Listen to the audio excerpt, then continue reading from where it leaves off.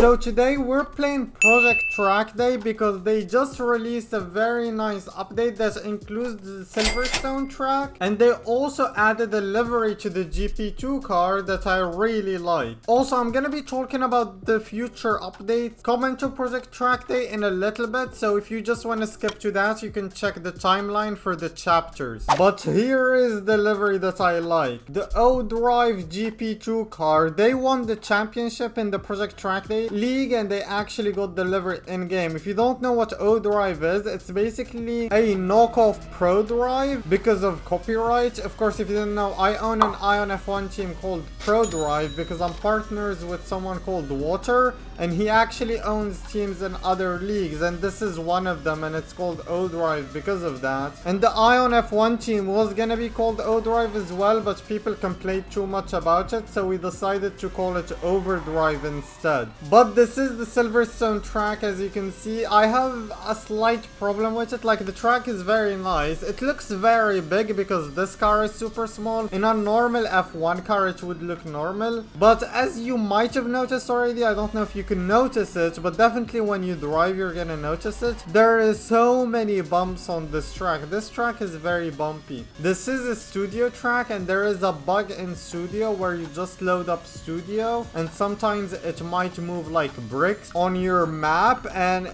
that might have happened here, which makes like the track bumpy if it moves a brick slightly higher than it should be, and it's definitely annoying me right now. But like, based on the visuals and like how the track looks and so on, I think they've done a very nice job. The layout looks very accurate, I must say. I mean, I'm not sure if it is too big or not, but I'm just gonna assume that's because the car is very small. And we're gonna be finishing our HOTLAP soon. I want to see what kind of lap time I can set on this track and compare it to real life. I don't know what the best GP2 time around Silverstone is, but it's probably set by Hamilton. And also, there's someone going backwards. Am I going backwards, or was that guy going backwards? I'm not quite sure. I need to be careful with track limits though, because they are quite brutal, and when you hit a bump and you're steering, you might spin out, so I need to be careful with that as well. Don't go deep. Okay, we didn't get a corner cut there, we're okay. And try to not spin out. Okay, we didn't get track limits there for going wide. We are very lucky, and let's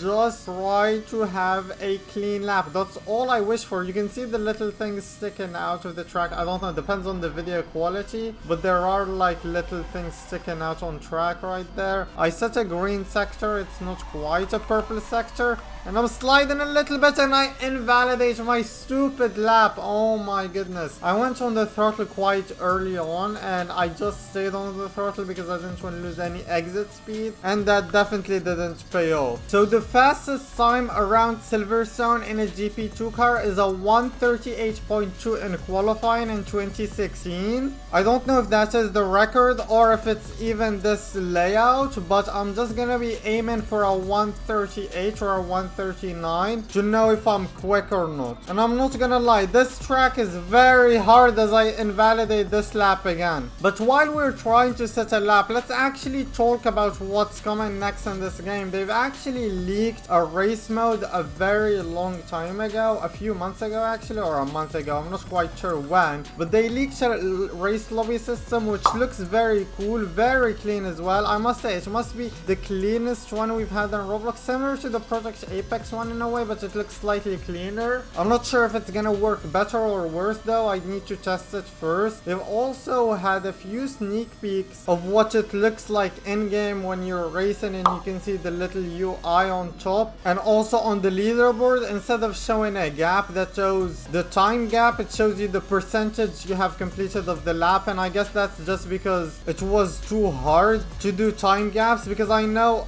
it's kind of hard to do gaps on Roblox, and I guess they've just done the percentage because they can just like use a checkpoint and it tells you where you are on track and percentage wise, which is easier and simpler. But I think the most exciting part of their leaks, and that's probably the part you're all gonna be most excited for as well, is the F1 car. They've actually leaked the fact that they're adding an F1 22 car. They posted a picture of it. I'm gonna put it up on screen if I can find behind it, and it looks like it's gonna be an original model. I just don't know when it's gonna come. It looks like it's still maybe a month away or maybe even longer. I'd love it if they could add it this summer, but we might have to wait a little bit longer before we get to experience that car, and I'm really curious to see how it handles, because the handling of this game is quite unique. I like it, but sometimes it starts to get annoying. It's definitely fun, and if they have an F122 car, I might start playing this game a little bit more, as I'm about to start another lap, and it seems that I'm invalidating every freaking lap I do. I invalidate it, and we're setting like 156s anyways, so it seems we're not gonna get anywhere close to that lap record. So I guess either this car is too slow, either I got the wrong times, or maybe this layout is completely wrong. I don't know, but let me know in the comments below what kind of times you're setting on this track. I'd like to compare my times to other people to see if I'm quick or slow. Seems we have a green first sector, so let's take care of this lap and let's keep it valid, please. We're gonna go through the Hamilton straight, and let's try to avoid crashing at Cop's corner. I don't see any Hamilton near me. No, he's not to my inside. We can take this flat out. I kept a wide line just in case Hamilton came out of nowhere or anything. And we're gonna go through Maggots and Beckett's and the third one that I never remember the name of. If I was on manual right now, this would be easier, but I'm just like a noob and I love using automatic all the time, so I'm just gonna be on automatic. 2 green sectors so far, improved by 16 milliseconds, 1/100th in the first sector and 7/10 in the second sector. And let's brake here, try to have a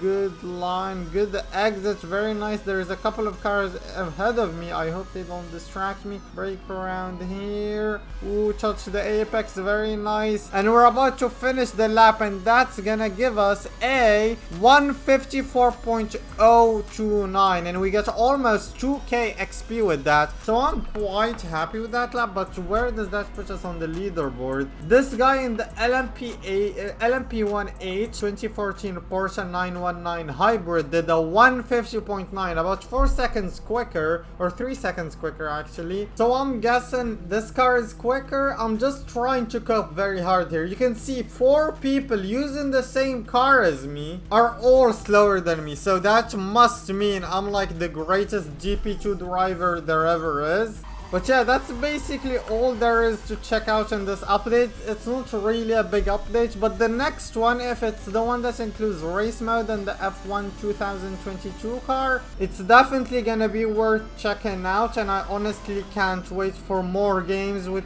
modern era F1 cars competing against each other. And yeah, if you enjoyed this video and found it helpful, make sure to smash that like button. It really helps me out, and also subscribe to the channel. We're on the road to reaching 20k subs, so if you want to support me and not miss any future uploads, smash that subscribe button, and I'll see you guys next time. Goodbye.